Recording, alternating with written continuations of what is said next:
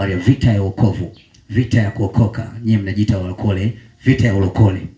Tunataka tujue habari ya nafasi ya kile ambacho kinaendelea kuhusu maisha ya wokovu na vita yake ambayo inapatikana. Je, unaweza kustahimili kuwa mtakatifu pale ulipookola au ulipookolewa? Utabaki kwa vile ulivyo, ama kuna mabadiliko makubwa yatatokea kupitia nafasi ya kile ambacho tayari kipo? Na tunasema unapoingia kwenye maisha ya wokovu unaanza kuishi maisha mapya, maisha ambayo hukuyazoea kabisa. Ni maisha ambayo yana challenge mbalimbali ambazo huja na namna mbalimbali katika maisha yako. Wakati mwingine pia yanaweza kukufanya kuwa mtu ambaye ukakata tamaa, ama kukufanya kuwa mtu ambaye ukalegea sehemu, ama kukufanya kuwa mtu ambaye unawezekana ukawa mnyonge sana, lakini pia inawezekana ukawa mtu mwenye nguvu sana kupitia kile ambacho tayari unaendelea nacho. Na ndio maana nasema nataka nikufundishe habari ya vita ya wokovu. Kuna mambo mengi sana, tukirudi nyuma sana huko tunaweza tukapata nafasi ya kujua vitu ambavyo vimetokea. Na watu wengine wanaamini magumu yanayowatokea ni kwa sababu wanatakiwa kukata tamaa ama kurudi nyuma. Kila anayekutana na changamoto kwenye maisha yake anaamini kuna jambo ambalo linazuilika kupitia aina ya changamoto ambazo wanakutana nazo. Hakuna hata mtu mmoja ambaye ameshachukulia changamoto positive, kwamba ni kitu ambacho kitamfanya akue, apate neema, apate nguvu, apate kibali, apate uwezo. Watu wengi tunaamini changamoto ni kitu ambacho kinakuja kuturudisha nyuma. Magumu ambayo tunakutana nayo ni moja ya vitu ambavyo vina sababu ya kutufanya tushindwe, sio tuendelee mbele. Watu wengi ambao wanaishi kwenye maisha haya huchukulia namna ya udhaifu huu kama unyonge mkubwa ambao utawafanya wakate tamaa na kushindwa kuendelea mbele. Lakini uliishije pale nyuma? Paulo anasema niliishi kama mtu wa mataifa zamani, nikafanya kila jambo baya, na hata nilipotenda ubaya sikuumia. Leo nimebadilika kuwa mtu wa wokovu. Kwa nini nihangaike na kulia pale ninapopigwa kwa ajili ya kutenda mambo mema?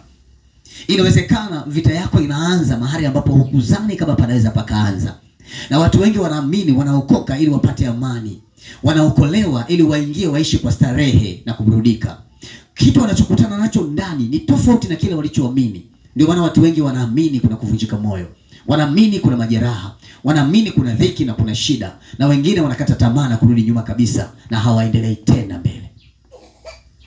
Ukiangalia namna ambayo tunaishi sasa, lazima ufahamu kwamba pana mambo mengi ambayo Mungu alikuwa anataka tuendelee nayo, lakini kwa sababu mbalimbali ambazo zimekuwepo na wengine kukata tamaa na kushindwa, basi kila mtu, mfano ule mpanzi kwenda kupanda mbegu, unaona dalili zake, unaona alama zake, kwamba ni kweli watu wengi wanajaribu, wanatamani, lakini vita ambayo wanakutana nayo inafika sehemu inawashinda.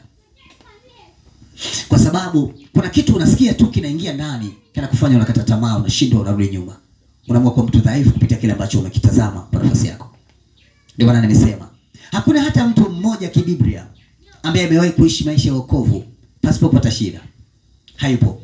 Ni kwamba kuna muda nasema tu mimi kwamba kuna muda na watazamo wa Kristo anasema ni kama sijui anasahau, lakini Yesu mwenyewe amesema duniani tunayo dhiki. Tunayo dhiki duniani. Kuna mambo ambayo yapo tu duniani, yapo kwamba ni vitu ambavyo unavitazama kwa nafasi yako wewe kama wewe. Lakini kwa sababu kuna wakati unasahau, basi unaamini aina ya mapito unayopitia ni shida, kwamba kuna jambo fulani ambalo ni kama linatokea tu kwa sehemu ya nafasi ya shida yako kwenye mfumo wako. Lakini nikusemeshe tu kwamba kuna jambo Mungu anataka aone unafanya kwenye mfumo wa maisha ambayo unaishi. Ukristo ni kitu kikubwa kwenye maisha yako. Lakini kwa nini tunapigana katika hali ya Ukristo? Kwa sababu tunatafuta mbingu. Na mbingu ni kitu ambacho tutaishi milele kwa nafasi ya kawaida. Nilisema siku moja, hebu tafakari, unatakiwa kuishi milele bila kufa, bila magonjwa, bila tabu, bila dhiki yoyote, bila kufanya kazi ngumu, bila kuishi maisha ya mateso, bila kufikiri vitu vigumu. Eti unaweza ukatengeneza hicho kitu kirahisi tu. Ndio maana unaona wanaotakiwa kwenda kule ni watu waliopikwa, wameiva. Na hauwezi ukapikwa ukaiva bila changamoto. Kuna mambo Mungu anataka uamue. Ameweka vigezo vya watu watakaoishi kwenye hiyo mbingu. Ameweka vigezo. Kwa maana wataka watu watakatifu, hiyo ni alama. Watu wapole ni alama. Wasiojua kurudisha baya kwa baya. Wasiojua kumwazia mwingine vibaya, wastahimilivu, wanyenyekevu, wenye upendo, wenye roho njema. Watu wanaweza kutenda mema hata wakitendewa mabaya. watu ambao wanaweza kujibu vizuri hata wakiuziwa. Na wataka watu ambao ni wapole, ambao wanaishi kwenye neema yangu. Kwa nafasi ameweka vigezo pale, vigezo ambavyo naamini kila mmoja ili afike pale anatakiwa kuvifuata. Vigezo haviwezi vikawekwa kama hapana vita. Vigezo vinawekwa na mtihani unaanza. Ndio hapa unashindwa kuelewa kwamba kuna mtu amesemwa tu ati na baadhi ya watu wa kanisa amesita kusali. Naelewa sijui. Tena sio wao walimwambia njoo usali, ni Mungu alimwambia na kuita njoo mwanangu, simama hapa. Eti kuna mtu amekuja akasema yule hana Mungu, anaishi tu bila Mungu. Kama kuna mtu amezila, sema ngoja niwaachie kanisa lao, niwaache tu waende. Unawaachia kanisa fao unaenda wapi?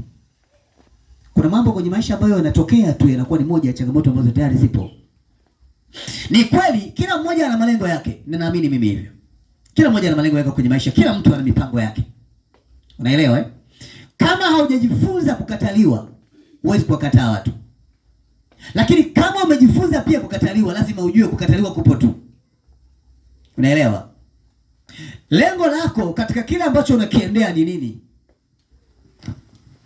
Unanielewa vizuri? Yesu alipokuwa amewaambia watu habari ya mfano wa kutoa sadaka, kuna watu walikasirika. Akawaambia unapotoa sadaka hata mkono wako wa kushoto usijue. Kuna watu walikasirika kwa sababu wanaamini sadaka inaweza kuwapa sifa. Unajua unaposimama labda ni kanisa limepungukiwa sehemu, unafika sehemu unasema nitajaziliza pale kwa shilingi milioni 80.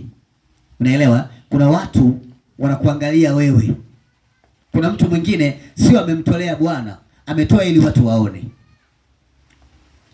Baadaye akisikia maneno ataumia. Unanielewa vizuri? Kuna namna milioni 80 sio kitu na nini, hata kama akiacha niache.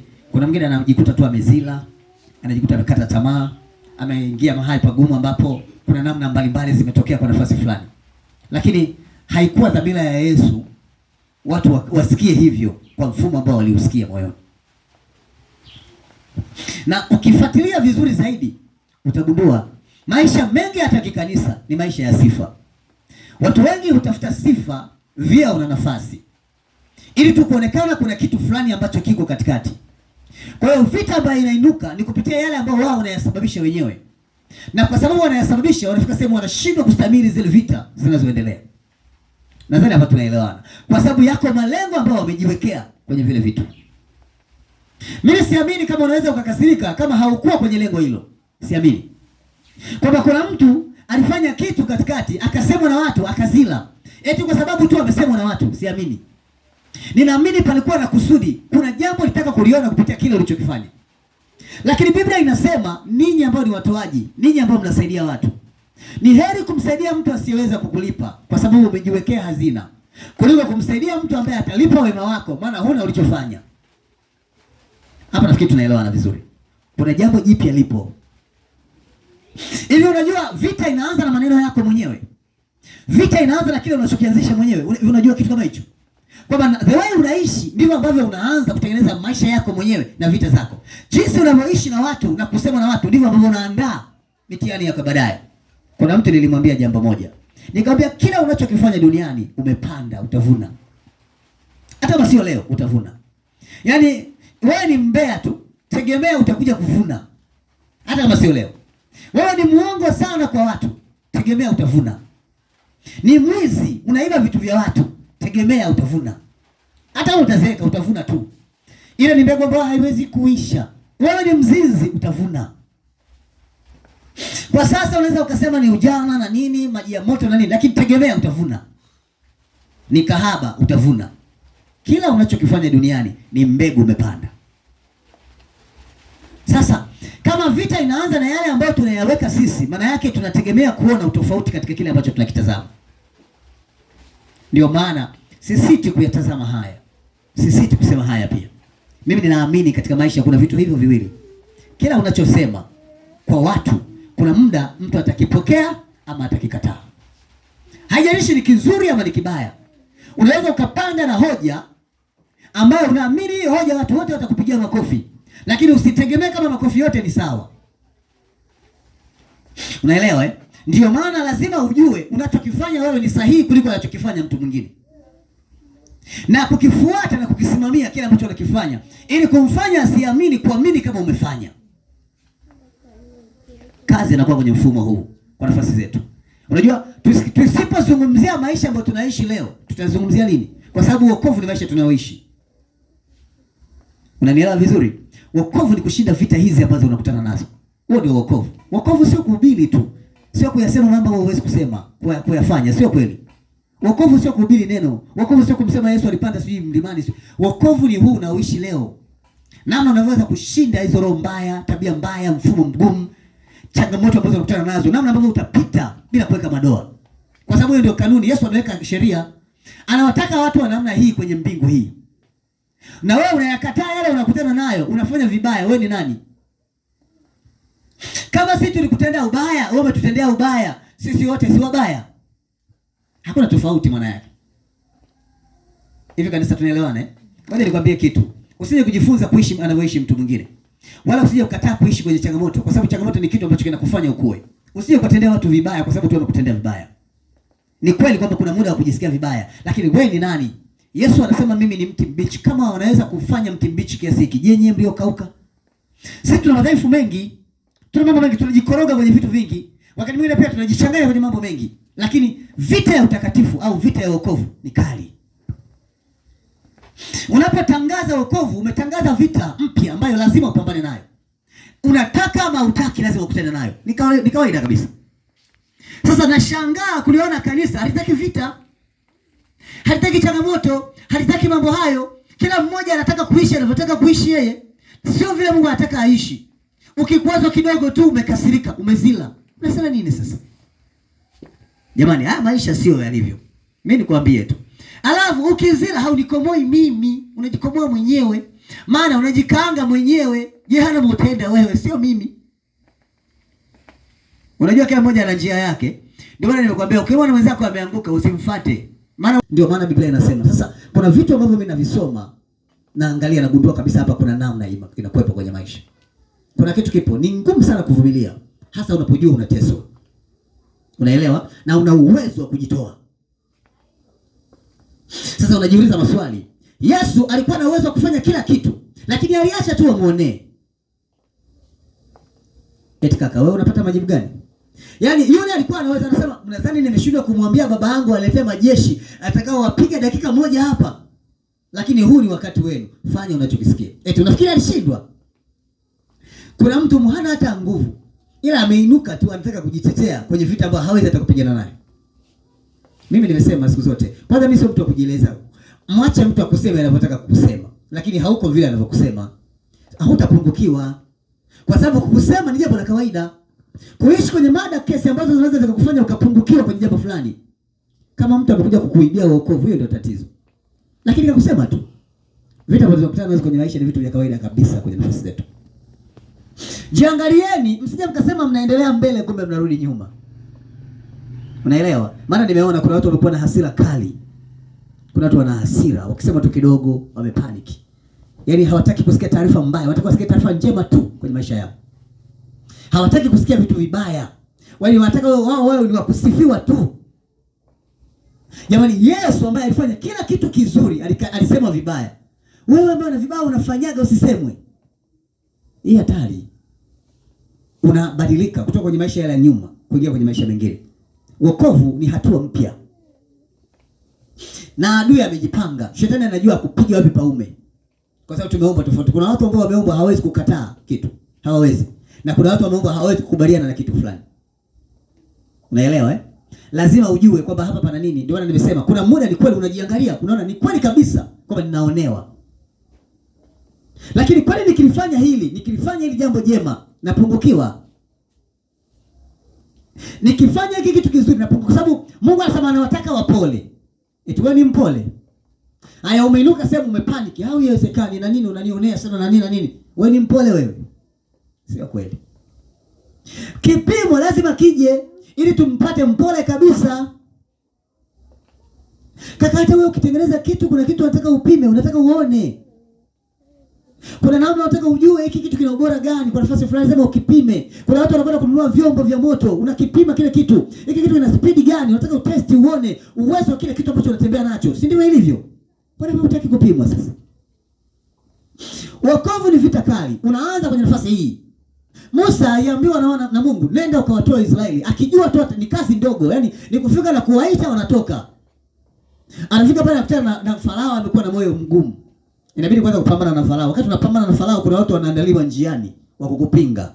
Wengine wamesafiri na wewe kutoka pale, wanakwenda na lakini ni adui zako bila wewe kuwajua.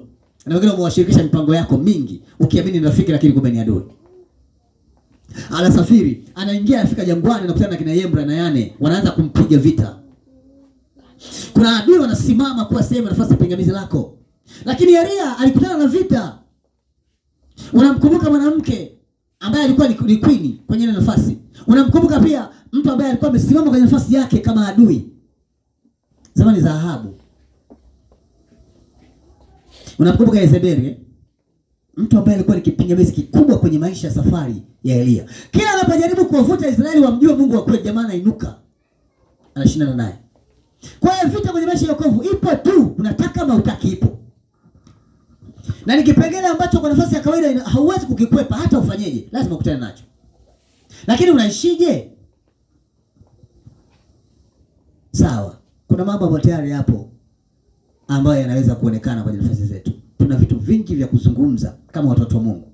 Lakini wokovu, ngoja nikwambie, wokovu ni tabia inayoishi ndani ya mtu kwa nafasi ya ukamilisho wa matendo. Wokovu sio kuimba. Naomba tuelewane hapa. Wokovu sio mahubiri. Wokovu ni matendo yanayokaa ndani ya mtu kwa mabadiliko kamili. Kila kitu ambacho unakifanya, ndio maana siku moja nilikuwa nasema, ukiona mtu amekuudhi, mwite, ongea naye yaishe. Usimseme mtu sirini kwa taarifa usio na uhakika nayo. Mwite mtu, zungumza. Na usipeleke taarifa hiyo kwa mtu mwingine bila kupata uhakika wa kile unachosema. Ni mbaya, kwa sababu hata wewe tukikutendea hivyo utakasirika. Ni ukweli kabisa. Ni rahisi sana kumsema mtu ukiamini unafanya vizuri, lakini ni ngumu sana ukikuta unasema. Tunaelewana hapa eh? Ni kipengele ambacho kila mmoja anacho. Ndio maana nasema ni bora kuzuia kinywa. Ni bora fanya utafiti, ujiridhishe na kile ambacho kwanza unakifanya utafiti. Baada ya kujiridhisha, tafuta njia mwafaka, kwa sababu hakuna mtu hata mmoja ambaye anadhani aliokolewa ili aumie. Lakini kuumia kupo tu, lazima ujiwekee pia hiyo kitu. Ni mazingira ambayo yanapatikana kwenye maisha ya wokovu. Mkristo sio kuishi ulivyo, kwa sababu kinachokupata kinataka ubadilike. Unapimwa ili tujue ni wa wapi. Kwa hiyo ukipaniki, ukainuka kufanya matendo mabaya, basi wewe ni mtu mbaya. Angalia namna unavyotembea. Kila kitu kwa nafasi yako kinatakiwa kiwe sawa.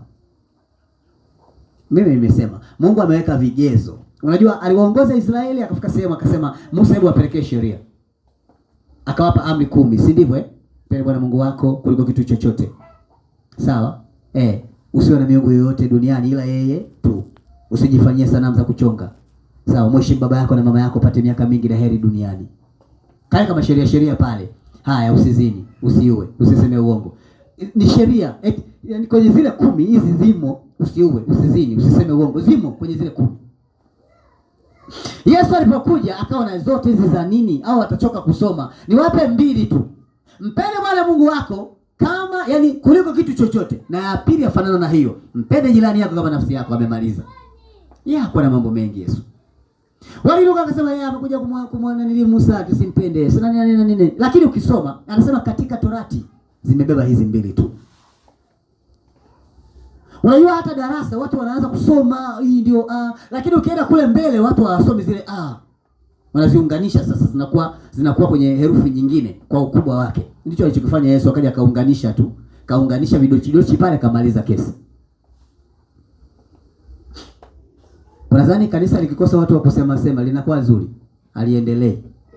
Kanisa lazima lipate watu wa kusema sema, mfumo ndio unaendelea vizuri. Sawa? Ninyi hamjajua tu mtokee wapi. Unanielewa? Kanisa lazima tena lipate watu wenye nguvu wa kusema ili tuendelee mbele. Wewe ukikata tamaa, rudi nyuma, unaweza kuendelea. Kwa sababu maisha sio kukata tamaa, ni kuendelea mbele. Wewe ni nani usiseme? Ni nani wewe hapa duniani? Ni nani? Yaani wewe umeumbwa vipi? Yaani Yesu mtoto wa Mungu alisemwa mpaka na vibao akala. Wewe nani? Nani wewe hapa duniani? Yaani wewe ni nani? Una paniki ovyo ovyo bila mpango. Wewe ni nani? Bado hujaokolewa wewe. Bado hujabadilika. Nimekwambia vita ya wokovu. Wokovu una vita. Unafika mahali unasikia watu wanakusema kwa maneno unasikia. Na baadaye wanataka msaada kutoka kwako. Unaacha kuwasaidia? Unaacha kuwasaidia? Ni sawa utaacha kwa sababu nimesikia ndio maisha ya wokovu wa sasa. Naelewa eh? Sasa ngoja nikwambie kitu. Kama kweli mbingu utatoboa, mimi niko hapa. Mimi ikiwa mbinguni na hama. Kwa sababu sio kweli. Narudia tena ile neno. Yaani maisha haya matendo unayoyatenda kwa sheria ambazo Mungu ameziweka, kama utatoboa mbinguni, sasa bora uache tu kwa sababu tayari unapoteza muda. Lazima uweze kustahimili changamoto na mambo yanayokupata. Lazima. Kumhukumu mwenzako ni kosa. Kumsema mtu vibaya ni kosa. Jamani, si mmeambiwa nyie au? Ndio sheria. Kwa hiyo unapoingia kwenye wokovu maana yake una change, unatoka kutoka kwenye ile tabia zako ambazo ulikuwa nazo kule nyuma, hizo za ukali, kufoka bila mpango, kuwasema watu, masengenyo, mara umewaibia, mara umedokoa. Ndio ulitoka huko. Sasa huku tunakupima hivi, kweli huyu mtu amethibitika? Hautaki, ni wa kule kule. Tunakuweka wapi wewe? Wewe unakaa upande gani? Hauna uvumilivu, hauna staha, hauna upole, hauna upendo, hauna huruma. Mimi niseme tu, tusiwe tunapoteza muda jamani. Sasa watoto wa Mungu, tusiwe tunapoteza muda eh?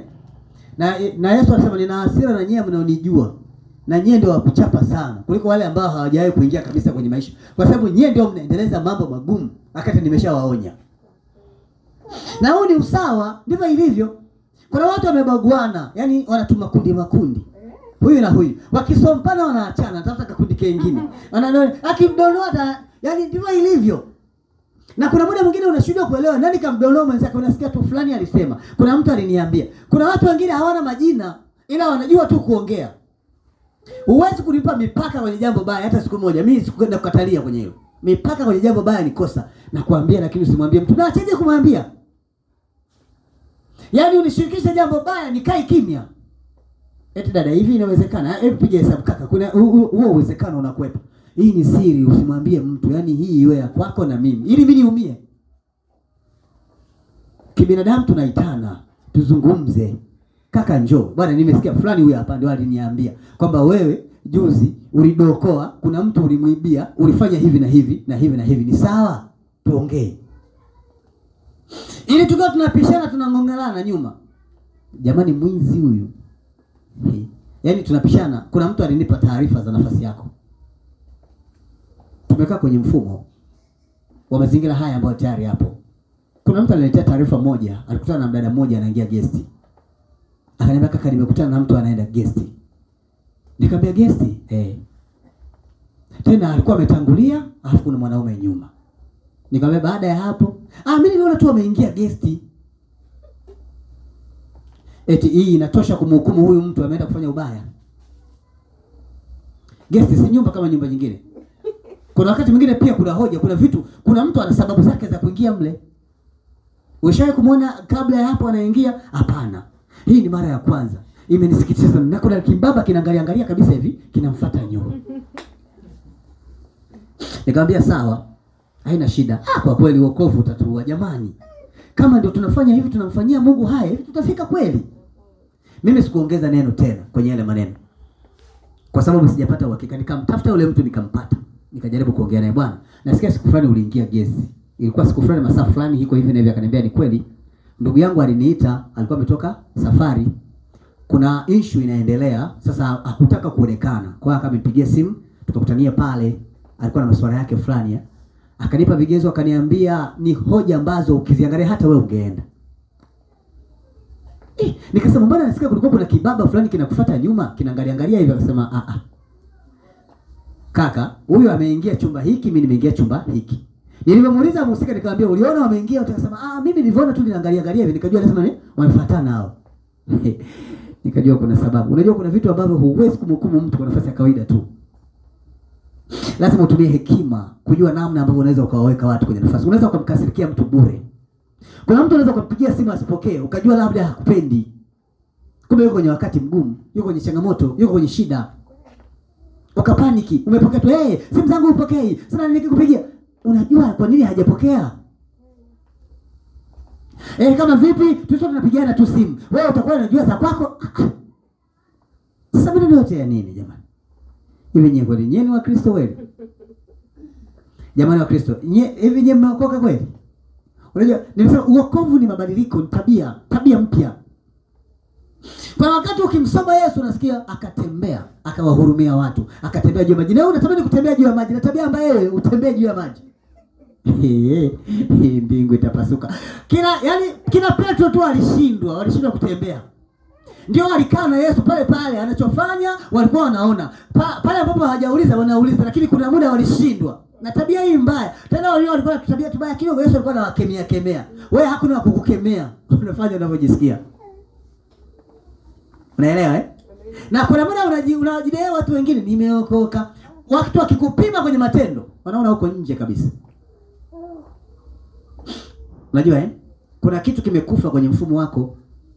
Ndio maana nimesema mimi leo nafundisha habari ya vita za wokovu ambazo tunakutana nazo kwenye maisha yetu. Haya ni mambo yaliyopo, huwezi kuyakataa, huwezi. Na duniani usije ukajiwekea 100% kwamba utapendwa na kila mtu. Hilo futa. Kuna watu katika maisha yako ya utoaji watasema una kihelehele, wewe ni kimbelembele. Sasa usiache kutoka sababu wewe ni kimbelembele, toa kimbelembele, toa tu. Kwa sababu unatengeneza hazina yako mwenyewe, sio hazina yao. Una maisha yako ya kuwahi, kila siku ni muwaiji, wahi tu. Bado hajaoa, akiwa mbona atakubali. Mwaego endelea. Kwa sababu kuna watu wengine hawapendi mafanikio ya mtu mwingine. Na ndio kawaida. Na ile sikuuzi, kuna mtu anaweza kukuita hadi kikao akwambia, "Bwanangu, hivi saa 10 usiku usikizo unakuwa umeisha kabisa."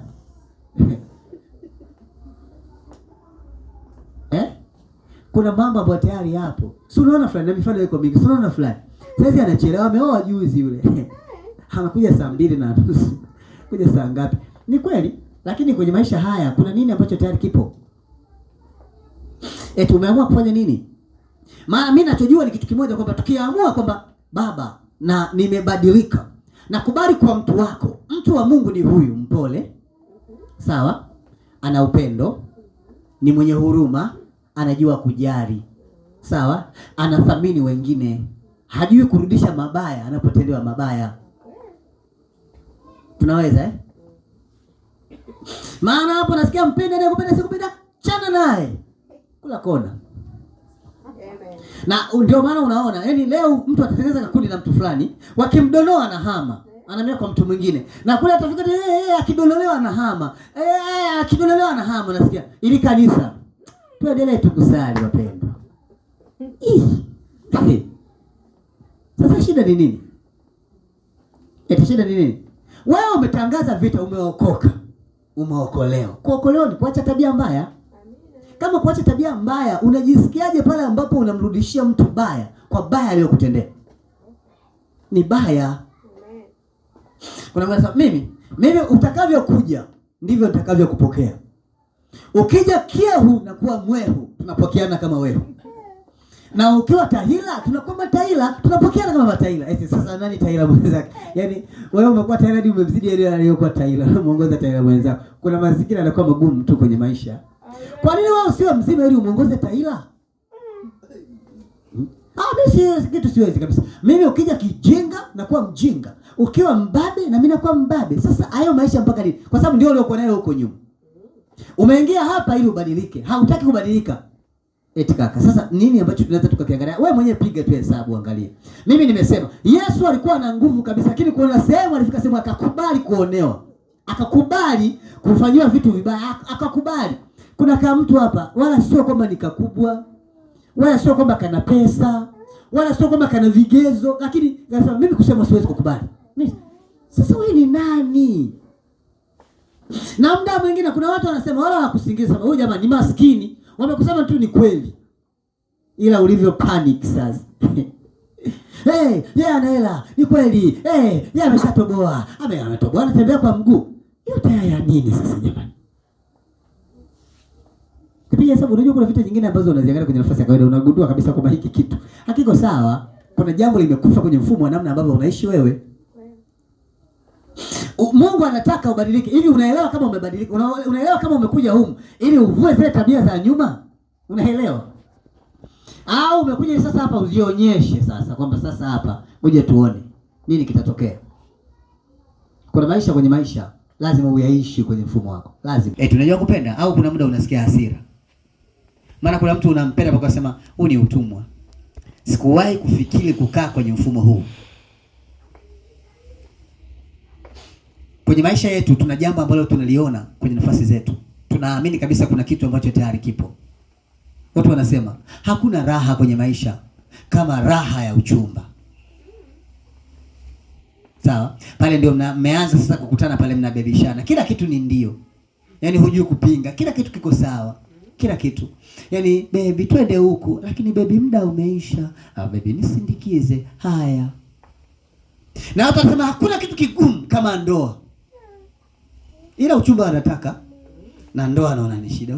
Kwenye ndoa kuna ahadi, kwenye uchumba kuna ahadi nyingi. Nitakununulia nyumba, nitakujengea gari, sitakufanyia nini. Gari yako itakuwa kama yani hapa nakufikiria, si nikununulia gari kama ya mheshimiwa rais, si nikununulia gari ya namna gani. Unacheka tu, unasema kwa kweli hapa si ndio nimepatikana. Alafu hakuna maeneo magumu kama ndoa. Eti wewe unaamini ndoa ni ngumu? Kwenye nafasi yako unaamini ndoa ni ngumu? Mimi siamini kwenye hili.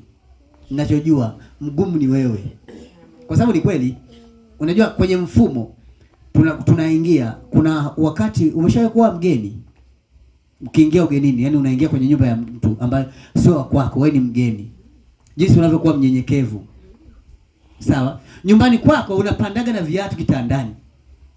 Ila nyumba ya ugenini mlangoni tu unavua viatu. Unaelewa eh?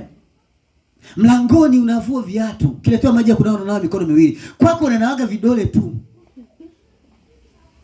Ni basi imetosha. Ila ugenini unanawa mikono yote. Yaani mpaka mgeni mwenyewe anasema mdomo, anasema kwa kweli huyu mbona kama mtakatifu.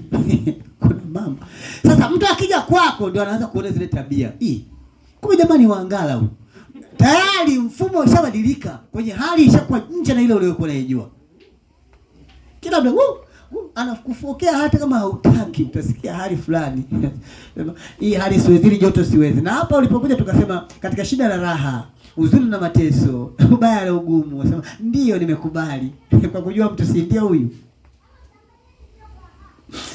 Hujajua jamaa kumbe usiku ni mtu wa kucheza lege tu, huwa halali. Wakati nyewe mnaingia kulala, mwenyewe anacheza paka asubuhi, sema hii ndio mimi siwezi jamani, mimi nimechoka. Nataka kurudi nyumbani. Kwenye mfumo wa kawaida kuna mambo yamekuwa mageni. Wokovu pia una ladha hii. Unaelewa? Kuna ladha fulani ambayo kila mmoja kuna namna anataka kuisikia ndani. Maamuzi ambayo unayafanya kwenye nafasi ya kila kitu yatakusababisha tukujue wewe ni nani. Ndio maana Yesu ameweka vigezo pale, ameweka vigezo. Mpende jirani yako kama nafsi yako. Mpende Bwana Mungu wako kuliko kitu kingine chochote. Na ni ukweli kwamba kwenye maisha yetu tunazungumza, kila mmoja anazungumza kile ambacho anaweza kuzungumza.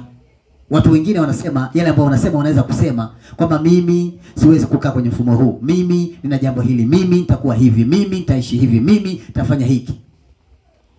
Na ili ule mema ya Mungu, ili sasa uvune yale mema ya Mungu, lazima uwe Mungu anavyotaka. Muda huo unamwomba Mungu akukuze. Muda huo una hasira. Muda huo upende kusamehe wengine. Muda huo anasema Baba nionekanie. Anaonekana wapi sasa? Wapendo. Mungu ni upendo. Mungu ni upendo. Umekasirika? Unajua si nini na nini. Maneno yamekuwa mengi. Kuna muda mwingine una uhakika na kile ambacho unakisema. Nimesikia. Mara hiki. Kuna namna mwanadamu hawezi kuacha kusema kwenye maisha. Naelewa Kuna muda tunaweza tukasimama hivi, lakini lazima tujue kwamba kuna sehemu sio kila mtu anaweza kuwa kwenye nafasi yako au kwenye upande wako. Sawa? Unapigiwa simu na mtu anakuambia kaka, nimesikia hili na hili na hili na hili na hili. Unamwambia una uhakika nani kasema? Nimesikia tu, amesema nisimtaje. Mimi nimesema katika ubaya usiniambie mtu kakwambia afu usimtaje. Mtaje. Kwa sababu habari nafasi ya mambo mabaya ni mabaya tu. Mtu hakwambii jambo baya ili uendelee kwa mtu mwema. Si bora angekaa nalo sasa. Umeniambia nitafute suluhu, ndio maana yake. Tutafute sasa wote. Usinipigie simu kaniambia kaka nimesikia na nini. Kwa hiyo kaka mimi nimeamua tu kuzila. Unazila kwa taarifa ambazo huna uhakika nazo. Na haria kuambia iwe siri. Hakuna siri kwenye jambo baya. Tuzungumze liishe. Huo ndio Kristo. Ndio maisha ya upendo. Ndio wokovu. Tukishindwa kukaa kwenye mfumo huu maana yake tutatengeneza ndio hapo. Unampenda huyo ambaye unafikiria amekuletea taarifa njema, kumbe ndio adui yako mkubwa. Mwisho akikuuma unahama. Unaambia kwa mwingine, sikujuaga kumbe naye ana kidomodomo. Ana kidomodomo, ulikuwa hujajua. Kwa nafasi ya kawaida unajeruhiwa na vitu ambavyo mwenyewe umevitunza kama silaha yako. Kwa hiyo kwa nafasi ya kawaida lazima tujue tunapataje majibu katika jambo ambalo hatunalo majibu. Maana sidhani kama kuna mtu anaweza kukuletea taarifa mbaya alafu akawa na lengo zuri. Mimi sidhani. Unajua dada, nimesikia wanakusema vibaya. Yaani kanisani mpaka nakuhurumia. Hivi kweli utatoboa? Si ungekaa nalo tu. Litunze. Unawashwa na nini au kusema wewe? Kwa nini unawashwa? Acha atasikia mwenyewe kwa wakati wake. Yaani wameniambia, unajidai wewe sasa ndio mkubwa kanisani. Ukitokea watu wote wanataka wakuheshimu. Yaani nimesikia mengi dada. Yaani imeniuma hili. Yaani limeniuma. Mpaka sasa dada mwenyewe unayemwambia anaanza kulia. Usilie dada, usilie. Lakini usio ukasema kama mimi ndio nimekuambia. Mimi nikwambie tu ukweli, siwezi kukuficha. Nitakupasua wazi. Kwamba yeye niambia ni fulani, ilikuwa hivi na hivi na hivi na hivi, basi. Kwenye mada mbaya hatufichi. Jambo jema ukiniambia nalificha. Vitu vizuri ambavyo najua havina madhara, sitakusema kabisa. Nini mtu amesema kaka nimetoa sadaka hii kwa ajili ya ujenzi, usinitaje. Sikutaji kabisa. Amen. Umeelewa? Lakini la kumuumiza mtu, ili sio la kuficha. Sawa, ili tujue leo uliyasikia wapi au unajua njoo ndugu, ulisikia wapi unajua mimi. Mengine umeongeza wewe, mengine uliambiwa. Kwa yale ya kuongeza yanajulikana, tunamuita na yule ulimwambia sema, "Mimi nilikwambia haya." Mimi ndio nilikwambia hivi. Jamani, Mungu shahidi ananiona. Sikia mtu anavyoruka. Unajua taarifa mbaya ni taarifa mbaya tu. Tunazungumzia wokovu. Sawa? Kitu ambacho ni kazi kukiishi. Sio lazima kukubaliwa na kila mtu. Hata mimi naamini hivyo. Wakati Daudi anaingia kwenye kiti cha ufalme, alikuwa anajua itakuwa ni rahisi sana. Na alikuwa anajua hata kuwa na vita kali kama ambavyo walidhania. Anaingia, anakutana na mtu mmoja anayembonda mawe, anamtupia mchanga. Kila muda anamwambia umelaaniwa. Wewe ndio umesababisha familia ya fulani ife. Wewe ni adui wa familia, wewe ni adui wa nchi. Wewe ni adui, wewe unasababisha vifo kwenye maisha ya watu. Wewe uliingia uwakomboe.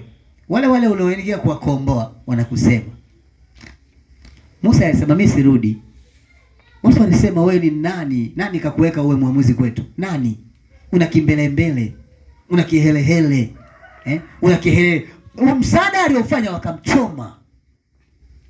Amemuokoa Mwisraeli mwenzao, amempiga adui, ukumbuke wakati wao yeye anaonekana kama Misri. Anakaa kwenye jumba la Farao, analala kwa Farao, amemuua mtu wa Farao, tena mtu mkubwa kwenye nafasi.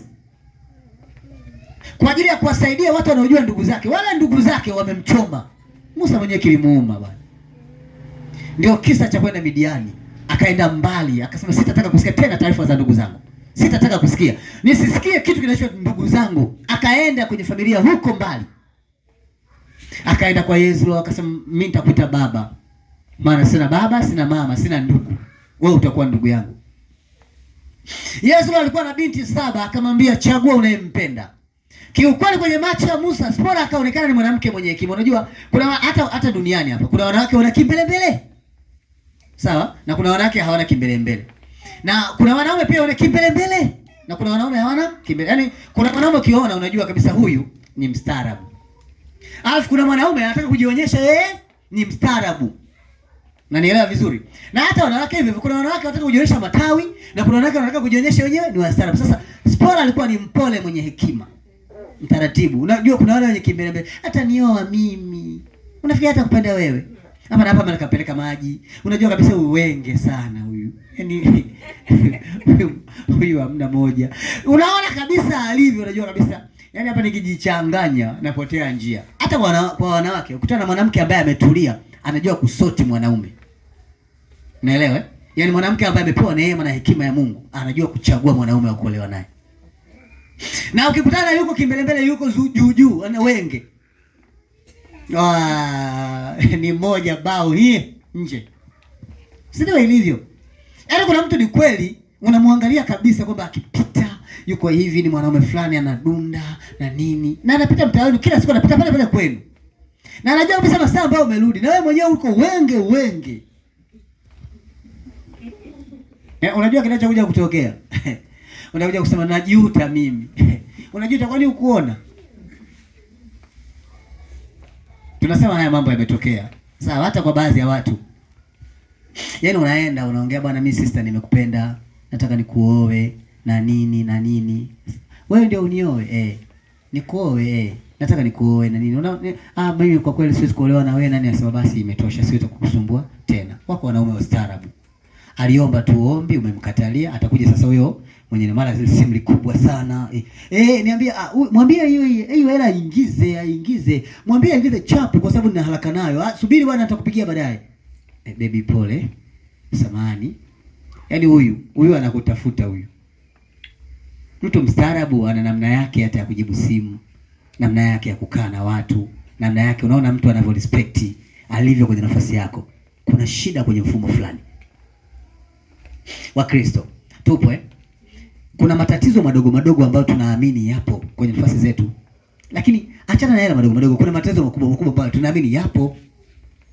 Spora alikuwa ni mwanamke mmoja mpole sana, mtaratibu, mwenye hekima. Unajua hata siku anaachana na Musa, baba yake alimwambia, mwanangu, huwezi kubeba watu hawa. Mimi nimekuwa kuhani muda. Huwezi. Rudi ukakae na mimi. Muache mume wako aendelee na watu. Unajua sababu kubwa mbili zilizomfanya Sipora arudi nyumbani. Jambo la pili ni kwamba alikataliwa na Israeli. Hakuna mtu ambaye alimtaka. Ndio maana unaona Miriam na Haruni walianza kumsema Musa vibaya kuhusiana na namna alivyomuoa Sipora. Kanisa tuko pamoja. Unajua kuna wakati unapambana na vita ambazo hujui chanzo chake ni nini, si ndivyo? Na unaamini kwamba haya unakutana nayo leo kwenye kanisa ni ya kwako tu. Kuna watu walishakutana na vita kubwa kwenye mfumo. Yaani mtu amemuoa mwanamke uliyemuoa hawamtaki. Na Mungu amekuteua wewe kiongozi, hawamtaki sasa. Wanamwambia, kwani Israeli hapakuwa na mwanamke wa kuoa mpaka ukaokote hicho kinyago? Hivi unajisikia kama wote wanakuta wewe kinyago? Hivi kuna mtu hata mtu kusema wewe kinyago unakuja? Unaweza kusema anapocheka. Wewe kinyago ni sura. Hebu chukua kinyago mweke hapa mfano uweze kumwangalia. Eti ndio wewe. Kuna kitu tu hakiko sawa.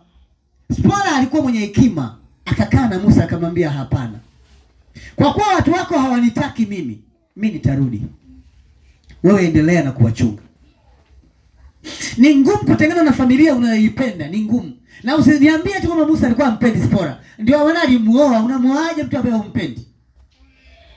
Mwanamke mpole, alikuwa ni mstaarabu. Huwezi kumsikia kwenye maneno. Alikuwa na ndugu zake wanaweza akafika wakakuanguana huko. Kuna kadada kamoja kalikuwa kimbele ambako ndio kalikuwa kadada kao.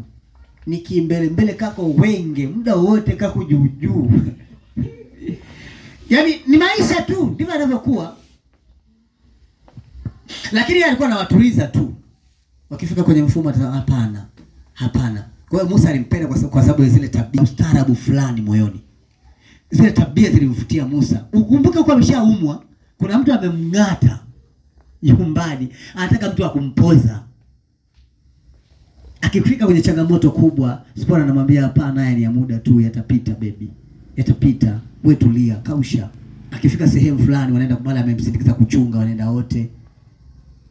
Watapiga story huko, baadaye watarudi, atafika nyumbani, huduma kama kawaida na vitu vingine. Yaani kuna mambo kwenye maisha yanakuepo tu.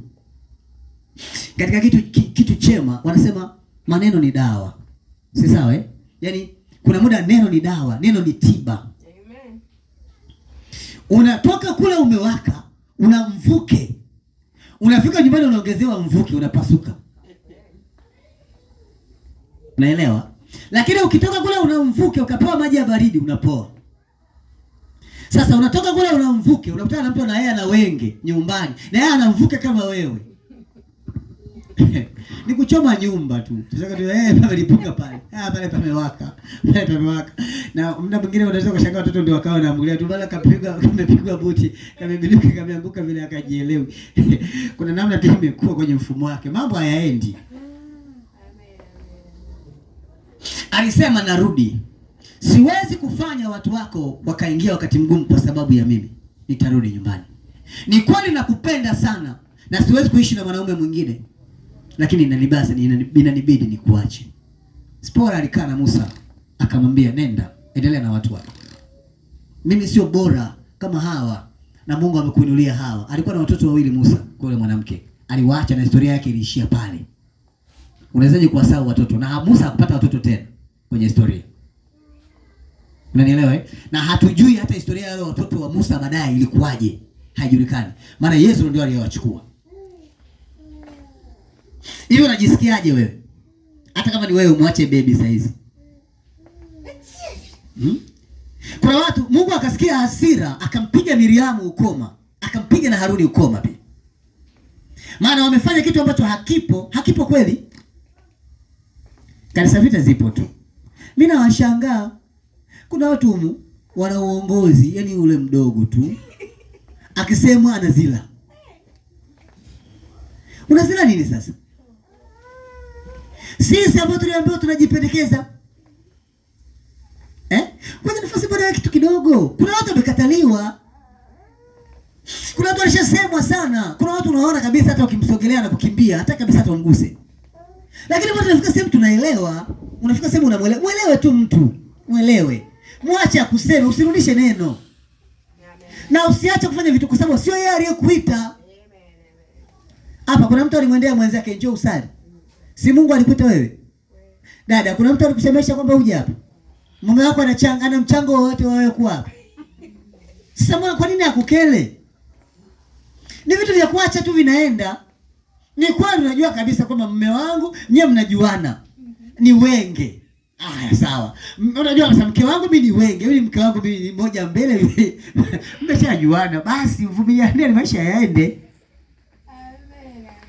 Na umpende sana, umuombe, umjali. Kama mwanamke ulikoa ni kadogo, naelewa, lakini ni kakorofi. Kakupatia kwa nguvu katuliza, ngumi. Katika kati. Mambo mengine yalikuwa magumu. Baba kaka niliuka kupatia kaka niuma. Unafanyaje sasa? Kuna mambo unayaona tu sasa hapa itakuwa ni hata kamewaka hata ukikamwagia maji akapoi. Hamna. Utasema tu Mungu najuta. Hapa nijichanganya hapa. Yaani hapa nijichanganya. Anza kukasoma saikolojia yake, anza kuelewa. Na wanasema kwenye maisha hakuna mtu mbaya kama mwanamke akipaniki. Mwanaume anakuwa na utulivu. Kuna muda unaweza ukapaniki. Unajikuta umekimbia kijiweni, unaenda kupotelea huko. Mwanamke akiwaka akapaniki, hiyo nyumba inakuwa kali, ni chungu haimezeki. Maana hata ukijidai kumkimbia utamkuta. Ndio kitakuta pale ametulia pale. Yuko, yani wewe mwenyewe unaona. Kwanza advertise unaona watoto wanavyopigwa. Wanarudishwa, pigwa juu badilishwa chini. Na ongea na mtu, unajua tu leo ninalo. Utakesha kwenye mechi. Uwezi, lazima urudi. Amen. Ni kweli, lazima mkakumbatia kama kuuma. Sema kama nyigu. Kama nimekaachia. Sasa hakuna suluhu. Na kuna watu wengine hawajui kusamehe. Yaani anaweza kukaa na huo mzigo wiki 1, 2 mpaka 3. Bado anasikia kuumia ile ndani. Lakini maisha ya Kikristo hayako hivyo. Maisha ya Kikristo ni ya upole, ni ya upendo, ni ya msamaha na kujali. Fanya tu, endelea. Endelea kuwa rafiki yako, endelea kumpenda, endelea kumjali, endelea kumwombea. Kuna wiki unakutana ni majibu mabaya tu. Yaani siku hiyo mume wako kama kakodi majibu. Yaani ukipigwa na pigo lingine. Hivi leo unaanzia. Unapigwa lingine. leo ni nyundo. Anapigwa nikasema mimi sio mnyonge kiasi hicho. Nilisema Yesu alikubali kuonewa. Yaani kuna muda tunakupima tu. Unanielewa vizuri? Tunakupima tu. Na ndio maana ustaarabu ni kuishi unavyotakiwa kuishi. Amen. Sawa. Usije ukakaa sehemu ukakubali hoja zako watu wote watazikubali. Sio kweli. Mbona nani watu wasikupingi? Kuna wengine wanakuchallenge kwenye hoja zako, usipaniki. Ni moja vitu vinavyotakiwa vitokee. Sasa ukichallengewa kwenye hoja umekasirika. Mimi nimemfuata kaka nikamwambia kuanzia leo asinisimamisha uweza wa Bwana kwa sababu ni kweli Biblia, ni kweli kanisa hamkupokea siku ile, si sawa? Hamkupokea kabisa. Sasa unatuambia aliyesema ni mtu mmoja kwamba neno ulilotoa ulikalili. Sasa sisi tunahusiana nini na hii mada yako? Kwa kweli nimemfuata kiongozi wa uweza Bwana nikamwambia chonde, ukitaka niacha kusali ile kanisa nipange tena. Unampa wakati mgumu tu baba wa watu. Sawa? Njoo uongee hapa. Mungu amepanga uongee. Ongea. Sisi tukianza kucrash ujumbe wako, usipaniki maana wewe sio wa kwako, ni roho ndio alisema. Si unaamini ni roho. Sasa vya kwako vya nini? Unapaniki vya nini? Eti wanasema roho hakunitumia, nilikuwa mwenyewe. Sasa utulie kama unaamini ni roho. Tulia. Ulikuwa umeshanikania toka muda uje unipige tu bakola na nini? Yaani yale maneno yalikuwa ananiambia yote mimi. Achana nao. Na siku nyingine leo akikupa piga. Wewe chapia pale pale. Usema roho Mungu hebu nitumie unavyoweza. Kile leo alikuwa anachapa bakola, yani afika pale sema Bwana amenituma nikwambie ujumbe huu. Baada ya muda mchache Mungu atakuzibua. Mfalme anasema kaka Mateni. Unaongea na mfalme vibaya Piga sana. Tupo kwenye kisima.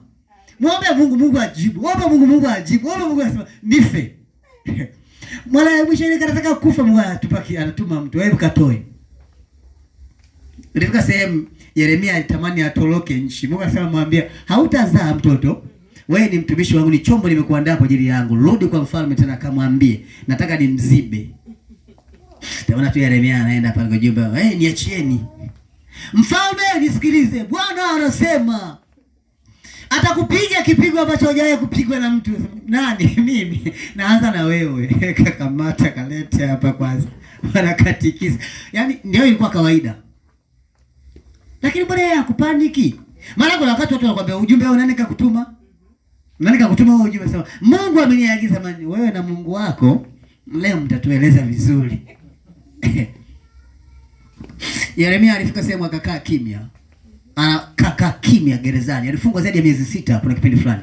Amekaa ndani. Akasema sitaongea. Maana ni bora jela kuliko huko kwa utumishi wa Mungu. Huko kuna bora nikae humu. Mungu akamwambia Yeremia niite. Umenisahau? Niite nami nitakuitikia nikuoneshe mambo makubwa kusema umeshiwa kunitoa gerezani. Utaonyesha mambo gani makubwa. Yaani ni vizuri kulisoma hili neno kirahisi. Usijapitia wewe. Wewe una vita ya humu tu. Ulishasema ukazila miezi mingapi? Ndio alipigwa neno na mtu. Pigwa nyundo. Kuna watu wana nyundo. Piga nyundo. Unajikuta umepotea mlango wa kanisa. Miezi miwili. Hutaki kuonana na kabisa watu. Usikiona tu ni chemba. Kuna tukakadari unasema pikipiki anaijua unajificha jamani msifanye wanione. Yaani kuna mambo ni neno tu. Maisha yanabadilika. Hata sasa hivi kuna watu naona wamepigwa. Yaani ukikutana naye njiani unaona kabisa ni macho. Yaani unajua kabisa huyu amejeruhiwa. Sisi tunaendelea kupeta tu. Sasa tushajua. Kaka tushajua. Sasa unajua ukifahamu kitu unaishi. Unaelewa unaishi tu. Unaweza kujikuta umepanic mpaka hauelewi pa kutokea. Unaelewa? Na kuna watu wakutana ndugu yangu, nini shida kwambia? Niombe tu kaka nitakuja kusali niombe. Yaani macho yako juu juu unajua kabisa huyu kuna nyura amepigwa na kitu kizito. Katulia. Hali ni ngumu. Lakini tu maisha tutapataje kuwajua hawa ni watu wa Mungu kama hatujapata kuwajaribu? Utapataje kuthibitika kwamba wewe ni mtu wa Mungu kama haujajaribiwa? Haiwezekani. Ndio unaweza ukashusha hoja hapo watu wakaikataa. Usiogope watu wameikataa nao mikono uende. Si mnaimbaga nako kwa wimbo. Umepeleka ujumbe watu wamekataa nao mikono fanyeje? Sasa bado umezila. umezila. Unajua kaka, chonde kuna mtu amemwangukia kaka, chonde usije ukasubutu tena, kilichonipata ni kikubwa. Kuna mtu amekaa tu anasema, si unaona jamaa alifika sehemu akahubiri akaishiwa maneno. Wewe pale ni pa moto. Akabaki asema tu haleluya. Yaani mimi sikuwa nimecheka. Haleluya. Sasa umesikia anasema usinipange kwenye uwezo, naomba uniokoe. Mambo ya kawaida wapendwa. Mambo ya kawaida. Yaani mimi ninaamini uwezo ukapeleka ujumbe mahali ukapokelewa na watu wote sio rahisi. Sawa, ni neema ya Mungu. Kuna kitu kimetokea kwenye nafasi yako. Sasa utaomba msamaha mpaka lini? Kanisa kuna mahali nitakuwa niliwakwaza Kuna mahali nitakuwa niliwakwaza. Na unaamini Roho wa Mungu alikuwa anakutumia?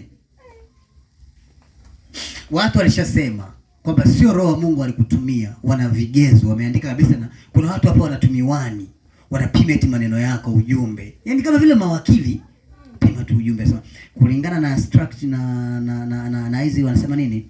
Wanasema maelekezo au maelezo, sio Kiswahili kizuri, kwamba kulingana na maelezo aliyokuwa anayaongea inaonyesha kabisa Roho wa Mungu humu hakuwemo. Sababu Roho wa Mungu ni mpole. Huyu kwanza hapa alikuwa mkali. Unaelewa? Yaani wameandika maneno yao. Yaani huyu kuna mahali kabisa ni shetani pale juu wameandika kwa herufi kubwa, ni shetani alimtumia. Sasa ukifika hapo utapani bure. Unaelewa? Utapani bure. Ulisahau kama Elia alikimbizwa kimbizwa na magari, walimwambia ni mahali palipolala damu za hawa watu, damu yako italala. Akaona kuliko kufa na mikono ya Yezebeli, bora nikafie mlimani. Kuna mazingira yanakuwepo kwenye maisha. Huwezi kukubaliwa na watu. Hebu piga hesabu hata wewe kaka au dada. Elia ni mtu maarufu sana kwenye historia. Lakini kwa nini hakutafutwa na watu? Alikuwa mpaka amue kuonekana. Yaani aamue kujitokeza ndio anatokea. Na akitokea kuna muda wanaomuunga mkono sio wale unaodhania. Akiamua kukimbia wala mtu anayemfuata. Unaelewa sababu ni nini? Kuna watu wanataka uwapelekee kitu lakini wala hawajali. Kwa muhimu na special aliyokuwa nao Elia, unadhani alikuwa sio mtu wa kutafutwa? Lazima watu wangemsaka, jamaa yuko wapi? Walijua tu sifa zake, lakini hawakuwahi kabisa kumtafuta. Ni maana tunaangalia historia, nafasi yako wewe ni ipi? Kwenye maisha ya kiroho unaangalia lipi? Kuna jambo gani zuri ambalo unaliangalia wewe kama jambo ambalo unalipenda ama unalijali? Una namna gani umesimama na Mungu kwenye maisha ulionayo? Maana vita zipo. Haya magumu yapo. Tunapiga vita habari ya roho mbaya. Ndio maana nasema ni kweli kwamba tunakaa kwenye mfumo. Ukimpenda ndugu yako umefanya jambo kubwa sana kwenye ulimwengu wa roho. Unaelewa? Na kumpenda jirani yako ndio kesi. Maana Mungu hajaandika mpende jirani yako anayekupenda, mpende ndugu yako anayekupenda. Hajaandika hayo. Kasema tumpende jirani yako. Na sisi pia tumeambiwa pia tuwapende waume na wake zetu. Hatujaambiwa mpende anayekupenda, asiyekupenda achana naye. Yule ambaye anakuombea muombea, asiyekuombea msimuombee. Hatujapewa hivyo vigezo. Tumeambiwa kutana na mtu anayekukera muombee. Jali, jifunze kujali. Jifunze kupenda, jifunze kuwa sehemu ya nafasi ya kile Mungu anasema. Kama kweli umeamua kuitaka mbingu hii ambayo Yesu alisema iko, basi jipange kupambana kuhakikisha unaipata hii mbingu. Na kuipata ni kazi, lazima uishi kwenye vigezo vya Yesu, lazima. Kaka, tuko pamoja? Lazima uishi kwenye vigezo, kwa sababu mwanadamu akikukataa Mungu si bado anakupenda. Kweli? Sisi tunaweza kukuhesabia kasoro zako, madhaifu yako na mapungufu yako mengi tukaweka hapa. Tukabaki tunakujadili ni wewe tu. Lakini sio sisi tuliokuumba, ukumbuke. Lakini pia sio sisi tuliokuleta hapa uombe. Kwa namna hiyo ya ulivyo, huwa ukimwambia baba fanya, sana kufanyia na shuhuda unapanda. Jamani, huyu Mungu ana majibu ya ajabu. Alisema hadi wewe amekujibu. Mbona kama kuna kasoro? Lakini Mungu ni wa kwako, sio wao. Kila mtu kwa nafasi yake anajua. Kalikuwa kanaongea paka huruma. kanaongea mpaka tunakahurumia. Ndio kawaida. Lakini tupate nafasi tujue kuna jambo la kufanya kama kanisa kwa wakati wetu. Mimi nimekufundisha ujasiri wa maisha ya kiimani. Kuanzia sasa kuwa jasiri. Amen. Inuka kwa nafasi yako, tembea. Mungu anakusemesha kitu, fanya. Achana na mambo mengine. Usitake kuhoji vitu vingi. Simamia msimamo wako, uendelee mbele. Amina. Unanielewa vizuri eh? Usitake kusikiliza nini kipo. Mungu amekuongoza, si umempanga nani uweza wa Bwana, si nini? Panga tu. Amen. Kuna namna inakuwa Mungu anajua cha kufanya jamani. Maneno yapo. Unafuatwa na watu nawaambiani, samani, sitakuwa niliongea vibaya kwenye kanisa, sitakuwa nilifanyeje. Yaani una hofu, maana kuna madalali wako humu wanaona mbalimbali. Unajua kuna hadi madalali wa neno. Kuna watu wanaishi kwenye mfumo ambao huwezi kuamini kama wanaweza wakaa kwenye nafasi fulani. Lakini ishi kwa kujua Mungu anakupenda sana. Amen. Kanisa tuko pamoja eh? Amen. Ishi kwa kujua Mungu anakupenda sana. Tafuta nafasi yako na eneo lako na Mungu atakubariki. Utakuwa sehemu ya nafasi ya maisha ya kiroho bila kujali nini kinaendelea. Usijiangalie namna ulivyo, angalia aliyekuita. Uvae makusudi ya kimungu kwenye nafasi yako uendelee. Haya maneno niliyokufundisha leo usije kuyasahau kwa sababu najua yana vita. Sawa? Yana vita. Atasimama adui, atakupiga mahali fulani panapouma. Usiumie. Sasa jifunze, vaa maelementi mengi uendelee mbele. Kanisa tuko pamoja? Kila mmoja kwenye eneo lake ajue umuhimu wa nafasi ya kile ambacho kinatakiwa kwenye nafasi yake na Mungu atambariki. Tukisimama kama kanisa tunaweza kuendelea mbele. Tunaweza tukahubiri sana jamani, upendo unatakiwa uanze na wewe. Sio mimi. Unanielewa eh? Yaani tunaweza tukafika hapa tunasema sana jamani, mbona hatupendani? Wa kwanza ambaye hapendi ni wewe. Tuanze kwanza kwenye mfumo. Yaani upendo haunihusu sana, unakuhusu wewe. Shika hili neno litakusaidia. Kwa sababu ukitaka mimi nikupende ndio pale unachelewa. Kwa sababu huwezi kujua nitakuwa hivi mpaka lini. Unanielewa eh? Kwa hiyo wajibu wa nafasi yako ni wewe kuwa na upendo tu kwenye eneo lako, inatosha. Inuka nafasi yako, fanya kile ambacho kinakufaa kwenye eneo lako uende. Cheza nafasi yako vizuri bila kujali nafasi ya mtu mwingine. Usiangalie sana nafasi za watu wengine, angalia nafasi yako. Kanisa unanielewa eh? Si unataka kwenda mbinguni? Unataka kuishi maisha mapya? Basi hasira, maneno, umbea na nini kasoro zote weka pembeni. Anza kuishi kama mtu wa Mungu. Biblia inasema tuwapende, tupendane, tupende. Na Yesu anasema anayenipenda atazishika amri zangu. Anayenipenda atashika amri zangu. Kwa hiyo ni kawaida. Unampenda eh? Kama unampenda basi utazishika kanuni na sheria zake. Angalia tu. We kaa chini, kuna muda anza kujipigia hesabu, jitathmini kwamba hivi kweli mimi kwa hali nilionayo kweli mbinguni naenda?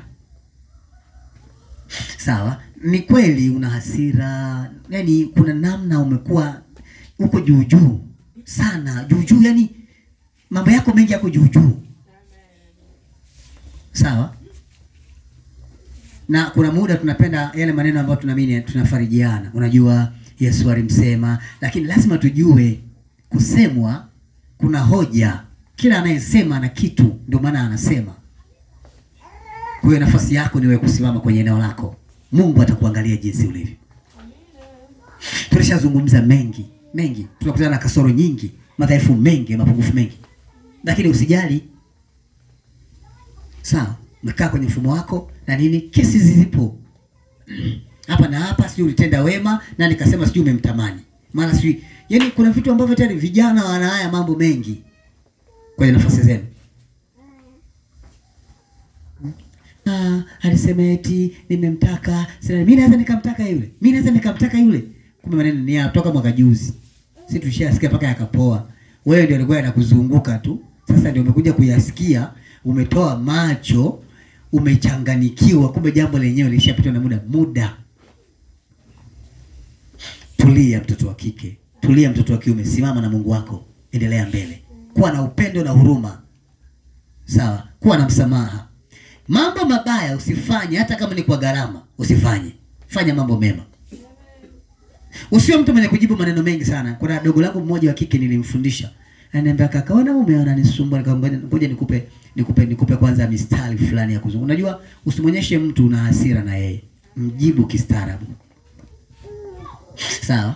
Yaani usionyeshe kama vile sijui imekuaje. Usimwambie wewe ni wa kunioa mimi. Wewe si, hata kama umpendi, tafuta maneno ambayo yanaweza kuwa sehemu ya nafasi ya majibu. Achana naye kirahisi tu. Bila shida. Kwa hiyo wako wanaume fulani walimfuata na nini wakaongea naye na nini akawa anapa majibu, anasema tu hapana, haiwezekani, mimi muda bado na mambo yangu nataka nifuatilie na nini. Una mambo gani? Mimi nitakusubiri. Nasema huwezi kunisubiri kwa sababu vitu ninataka kuvifanya vingine vitakuudhi. Yaani kuna namna unaishi kwenye mfumo wako wa maisha bila kuhusiana na watu wengine. Mengine ujibu tu. Si message ujibu. Si nini ujibu, unatulia tu. Maana mwisho wa siku aliyokuwa anakutafuta anaona tu kwa hali hii nijiongeze. Bila shida. Usijifunze kuwa na adui na watu. Jifunze kuwa rafiki na watu. Maisha ni haya jamani. Kanisa tunaelewana hapa. Maisha ni haya.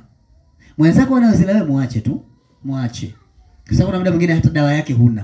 Kwa hiyo inabidi tutulie. Sasa unafanyaje? Lakini tujifunze kwamba kuna vitu vinatokea. Maana unaweza kusema, sasa kama anasema na viongozi, mimi nina maana gani ya kukaa pale? Lakini viongozi ndio walikuleta. Hata viongozi wenyewe wana adhabu zao, wana wakati wao, wana kazi zao, wana maisha yao. Kwa hiyo achana na viongozi, simama kwenye nafasi yako. Cheza nafasi yako. Ili ubadilishe maisha, ni lazima ukubali kubadilika. Na tunasema, kwa kuwa uliishi maisha yale ya kule mwanzo, unaanza maisha mapya ni magumu. Yana kila kitu kigumu ambacho hukielewi, yana kila kitu kigeni. Unaingia kwenye ugeni. Sawa? Sasa kaka, jambo gani zuri, nimempenda sana, amesema namtaka. Nikimpenda nikimjali namtaka. Sasa mimi niishije? Ni maneno tu. Na wengine wanapenda kujiongezea sifa. Sawa, kwa hiyo usipate shida. Tulia, kama ni kweli itajulikana, kama sio kweli muda utaongea. Sawa? Wewe tulia, usitake kuanza kujitetea kwa kila mtu. Unajua amesema eti namtaka, nimtake yeye. Nimtake yeye na nini? Hivi hata wewe kweli kaka hivi mimi naweza nikamtaka yule. Haya maneno unayoongea atarudi. Bora unyamaze. Nimtake kwa kitu gani kwanza? Huyu aliyokuletea kwanza mbea ni mbea. Mtu anayevisha taarifa kwa mtu pia naye ni mbea. Kwa hiyo huwezi kujua zitarudishwa kwa staili gani. Naweza zikarudi tu kwa nafasi fulani. Ndio maana viko vitu mimi huwa ananipigaga pini. Hiki usimwambie mtu yoyote. Hiki. Kiache kama kilivyo, hiki ni cha mimi na wewe, imeisha. Hili jambo nitalifanya, lakini sitaki kulisikia kwa mtu yoyote, ni la kwako. Imeisha. Mimi wala pilipili haziniwashagi. Sisi nimpashie huyu. Sisi nimpe kitu. Unampa mtu ambaye huwezi kumwamini, ambaye naye ataenda kuambia watu wengine. Usimwambie mtu, nikizisikia najua ni wewe. Nishavuja hiyo. Kwa hiyo itaenea kwa mtu mwingine pia, nikizisikia. Watakuwa wanazungukana tu. Kumbe yani baada kuna muda unajua haijulikani. Kumbe kila mtu anajua. Ila walishapeana tu kale nikizisikia. Kila mmoja anajua. Kwa hiyo kuna siri ni siri. Imeisha. Kama Mungu aliniambia hiki kwa ajili ya hili, kwisha. Ishi hivyo utampendeza Mungu. Sawa? Yako mambo nilikwambia hata ukifurahi sana usiongee. Hata kama atatokea mtu ambaye unaona kama ana huruma sana, usiongee, kaa kimya. Kwa sababu hawa wenye huruma ndio wenye kukuzunguka. Haya, umeongea hapo dakika ngapi? Eti namtaka. Sina na nini? Na nini? Mimi ni wa kumtaka. Ana sura gani? Ana kitu gani? Mimi labda nini? Namtaka kwa ajili ya nini? Mimi nilikuwa namuonyesha tu upendo kama somo linavyosema. Sasa shida hiyo iko wapi sasa? Ndio shida hamna. Sasa tulia. Nyamaza kimya. Muda utafanyaje? Utaongea. Watu watajua tu kwamba wewe ni wa thamani kwenye nafasi zao. Lakini ukianza kujipendekeza na nini, utaingiza wakati mgumu sana kwenye nafasi zetu. Kanisa, mimi nafikiri tunaelewana hapa. Mtakuwa mmenielewa vizuri. Jamani, vita ya wokovu. Hii ndio vita yake, Unasikiaje? Kuna wakati unagongwa na kitu kizito, unaona kabisa kupotea njia. Unaona kabisa hii hali, mpaka lini? Mimi mbona kama nahisi kabisa nachanganyikiwa. Ni maisha. Ndio maana nimesema tunahitaji kuwa na watu wenye kuongea wakati mwingine. Na najua kwamba kuna wakati maneno yanazashwa. Nilikuwa nishakwambia, mimi nishafanya utafiti kwa kiwango cha juu na nikadhibitisha maneno mengi yanasemwa na wenye maneno. Mengi yanasemwa na wenye maneno. Ukimuuliza nani kakwambia, atakwambia kuna mtu aliniambia lakini ni siri. Ukifuatilia utagundua yale maneno yameanzishwa na wao wenyewe kwa sababu fulani. Hakuna mada nyingine hapo. Mfumo wa nafasi ya kuzungumza. Ndio maana mmeshakuwa mnamtafuta nani adui ampati, kwa sababu adui yuko katikati. Anayelianzisha jambo ndio anayelikuza. Ataitengenezea mazingira anavyojua yeye, ataunda mada, ataizungusha kwa namna fulani, itarudi kwenye nafasi hiyo hata kama haikuwa na maana hiyo. Kwa hiyo kazi kubwa ya nafasi yetu ni lazima tujue tunaanzia wapi. Na kama umesikia, fanya uchunguzi kwanza, ujidhihirishe na kile, usipaniki kwanza. Yaani dada, kumbe wewe ni kahaba hivyo. Yaani nimeambiwa ni kahaba, unatembea na wanaume wengi, yani kumbe unajidai unauza nini, kumbe dada. Na nikakwambia fulani, usipaniki. Anza kufanya utafiti kwanza.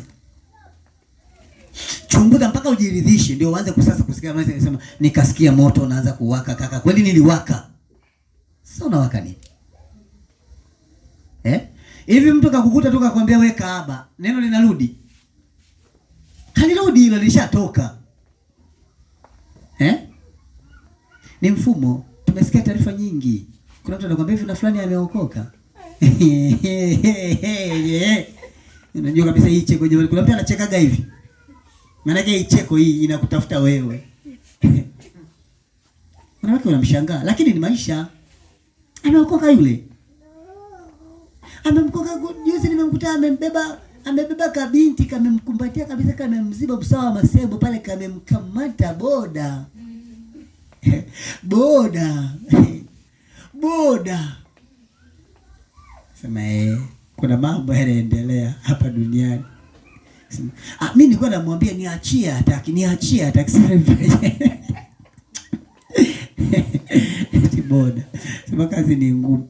Mambo mengine ni misimamo tu. Sawa? Ni misimamo. Kwa sababu nyewe boda mnabeba watu wenye akili na wasio na akili. Sawa, kwa hiyo ni wewe tu. Kuna mtu umekibeba hapa mpo sokoni, kimekukumbatia, kimekupiga chumu. Unafanyeje? Ndani nikaa nasikia kupenda lakini nje. Wewe niachie, mimi ni mtumishi wa Mungu. Unaniaibisha. Unaniaibisha mtumishi wa Mungu. Yaani kuna muda wale watakao kutazama, kuna watakao kuhesabia hatia, kuna wenye akili watajua huyu jamaa anapitia changamoto. Sawa? Ni maisha ya kawaida tu. Muda utafanyaje? Utaongea. Yaani kama ni kweli tutajua tu ni kweli. Kwa sababu haitakuwa mara moja. Itaendelea. Na kama sio kweli tu tutajua. Yaani huna sababu ya kuanza kujieleza kwenye vitu vingi kwa mfumo wako. Ni kuomba kwenye hili. Mungu akusaidie sana. Amen. Kanisa, tuko pamoja Acha tu watu wakusingizie. Wewe ni mtu wa watu, unatamani wanaume wa wengine, mara si acha. Lakini uwe na upendo wa kweli kutoka moyoni. Jifunze kuwa na upendo wa kweli. Muombe Mungu atakusaidia. Sawa? Jifunze